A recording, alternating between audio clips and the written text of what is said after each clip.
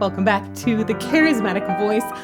I just read the lyrics to this love song and I already feel pretty sappy. I remember after my first marriage ended thinking that there's no way that it would ever happen again. And fast forward to now, happily married with 2 little ones, and I couldn't be more grateful that love found a way. So I'm probably going to be pretty gushy during this analysis and first time hearing of this song. Let's get to it.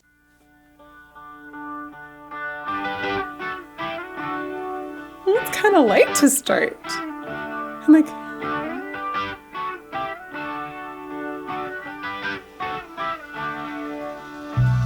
double necks are always good. Whoa.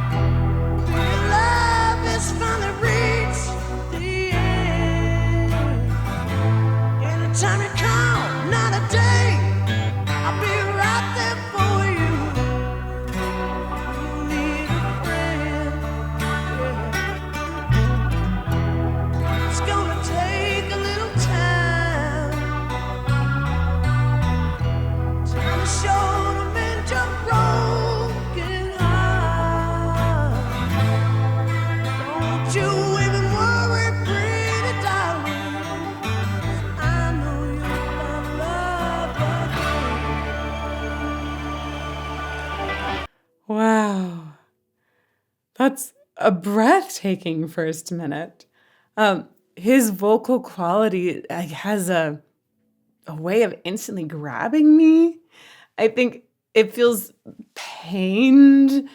It feels like it's just oozing, gushing with emotion. Like there's this thing that he has to get out, that he has to express in order to be able to breathe anymore. And I think there's so much to say about the vocal technique of how he's doing that. But like first, we just have to nod to the incredible emotion behind it. Let's go back to the beginning. Whew.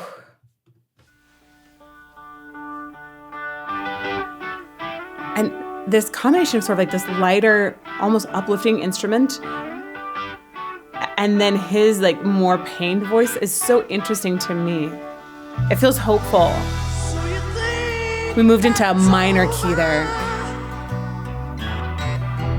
Yeah, it's kind of dark now.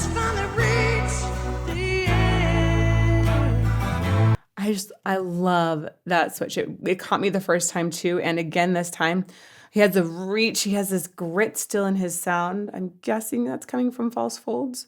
But then on the end, he cleans it up and he like brings it in as if almost like hesitant to even ask that question. It's over. Love is finally reached the end. Even the little run afterwards, it's fantastic. I'll be right there for you. You need a friend.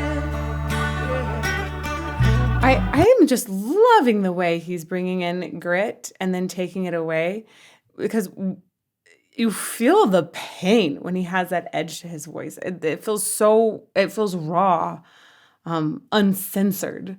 And then he has these moments where he goes into his cleans that it suddenly feels hesitant and so pure.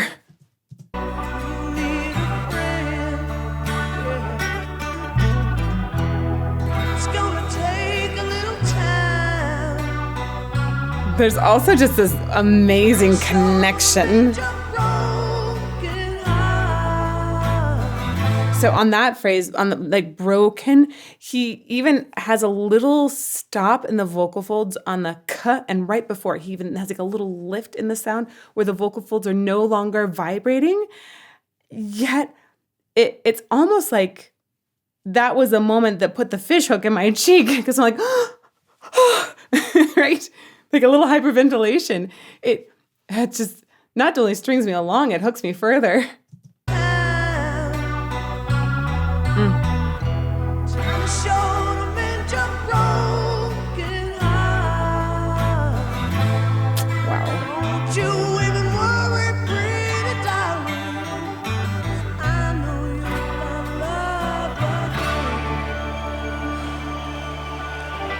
I love that it's all full of people now. That was such a cool progression in the music video.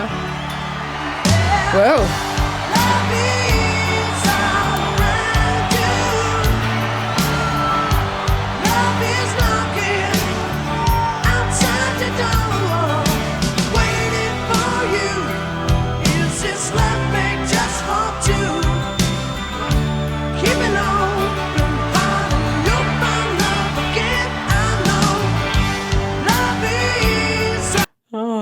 This is turned in, like, that first part was a little darker, and then the chorus here, or whatever is this chorus now? I'm not sure.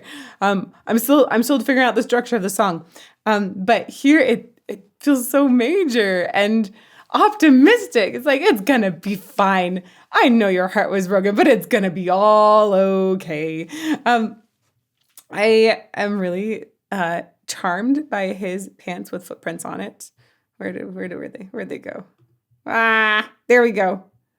Those look like adult-sized footprints. There was a part of me at first that was wondering, like, are those baby footprints? I would totally rock a pair of jeans with my 2 kiddos' footprints on them. That would be so cute. I might have to try to figure out how to do that with them.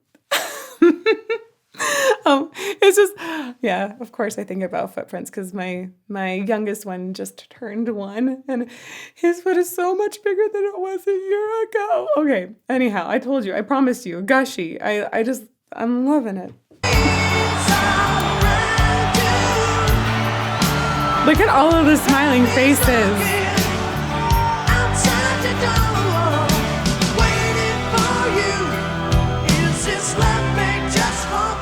I love the way that this is. The sentiment is not something that changes with time.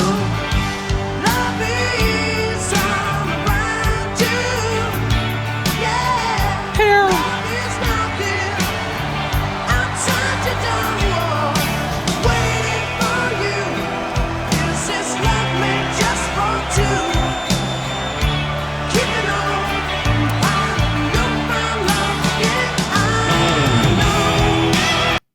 I want to mention a couple things about his stance on stage. A lot of times we're seeing this really wide stance, which some of you have heard me refer to as horse stance from Bruce Dickinson. There's a whole fun story there. You can watch the interview I did with Bruce Dickinson to even hear how some of it was confirmed. I was so excited about that. I see on stage a lot of times, not only is he being an awesome performer, but I see him really, really rooted for his sound. And this is definitely something that I hear come into the vocal quality, not just the visual presentation. When you're rooted like that, you tend to have more of that laffy taffy part, like where it feels like phrases are more strung together. And when I mentioned before, like it feels like it's just coming up like from his gut, that especially that pain is like, oh, it's so connected, it's so attached. This kind of stance can really help. It basically, for most singers, it'll give the sensation of when they breathe, they're breathing lower, or when they sing that they feel like it's coming up from the root of the stage. That helps engage some of the pelvic floor muscles, which are really the lowest muscles that are part of restraining the breath from just rocketing out of your throat and causing you to crack. Another way to say that is that's your lowest support muscles for singing. So I see some fantastic ways that he's positioned himself here. I also wonder, sometimes singers will think about like sort of screwing their legs into the stage, just kind of like, that can help engage those muscles more as well. Lower abdominals too. He's really like, he's got a liquid connection to his voice. See, there it is again. Even has the arm up. If you haven't heard me talk about it before, when you have your arm up, your rib cage is more expanded. And a lot of times you'll see singers, when they're going for really high notes, they'll be like, yeah, it's up there. It's not only to direct your attention to how high that note is, but also can be really helpful, again, for that breath support.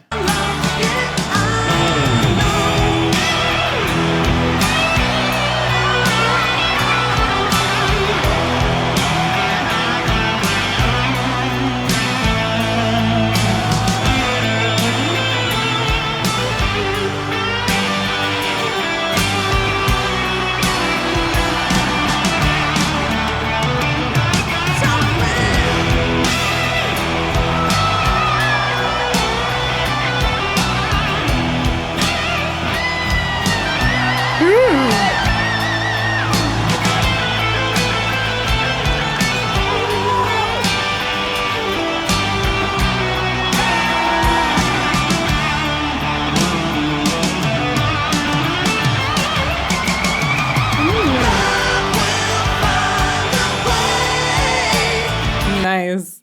Man, everybody's got like long, luxurious locks in this band. Is this isn't considered hair metal? This is just considered rock, right? This is like hair rock. Is that a thing?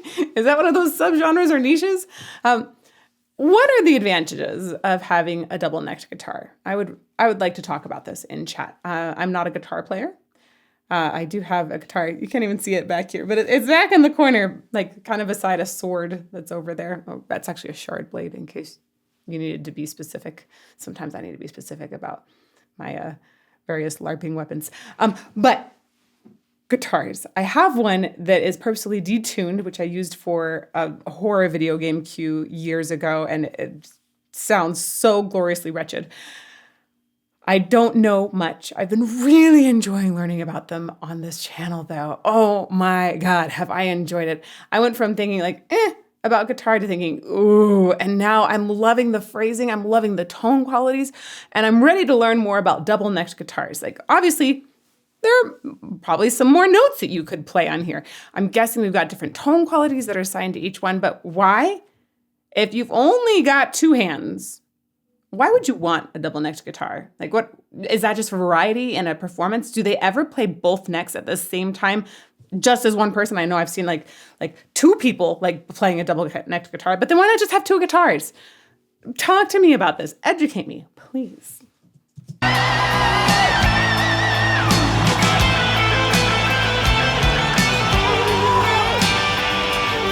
It looks cool. I always know when I see a double-necked guitar that they mean business.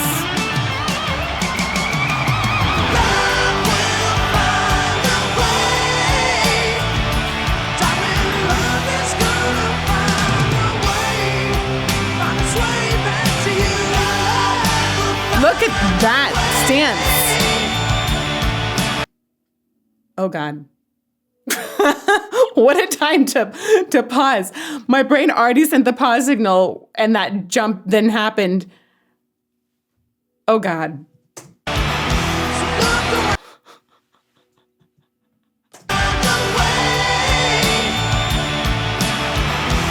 Okay, just if you ever see somebody do that kind of jump while holding a high note, let me know. I have yet to see a singer make a big jump like that on stage and be able to hold it through the landing. Because when you land, your body does a little boop like this, and that means your diaphragm's gonna go boop like this, and also your larynx says boop, right? Everything is gonna do a little recalibration once you hit the ground. And that usually means that it would wreck holding a note. It would jiggle it, probably stop it.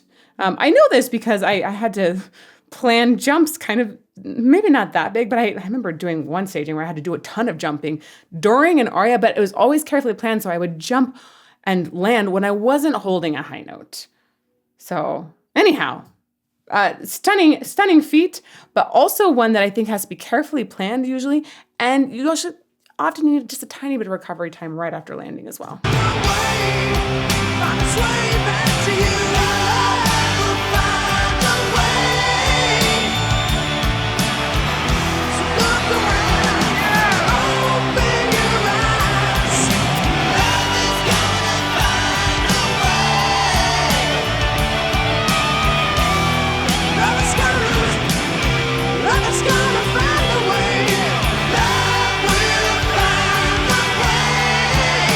I just want to mention, I love that I'm hearing this over and over and over, because I think a lot of times we need to hear it over and over. The love will find a way. I'm speaking from experience that I know that sometimes you can just get so down about it. And I think that sometimes it comes up in the most unexpected places, or sometimes it's in the expected places and you just weren't looking the right way.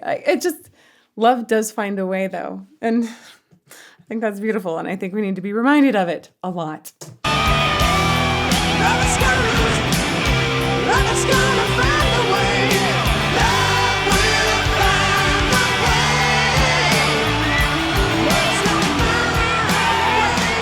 something I want my kids to listen to. Wait, was that? I thought that was the end for a moment. Let's go back.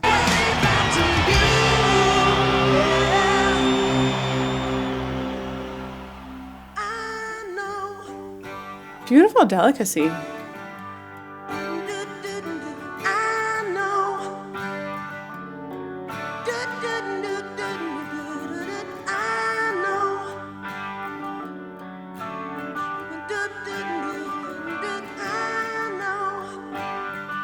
So this actually is a perfect example for the last thing I wanted to talk about with his vocal quality, which is he sounds so powerful, but I think his voice actually is shockingly delicate. And delicate in timbre, not necessarily delicate as in like a delicate flower petal that if you touch it suddenly bruises, right? I have no idea what his vocal longevity is like. But he doesn't sing too loudly. He has a powerful sound, but it's not crazy, crazy loud. He's able to really reel back that dynamic and sing soft, but with incredible tenderness and power at the same time.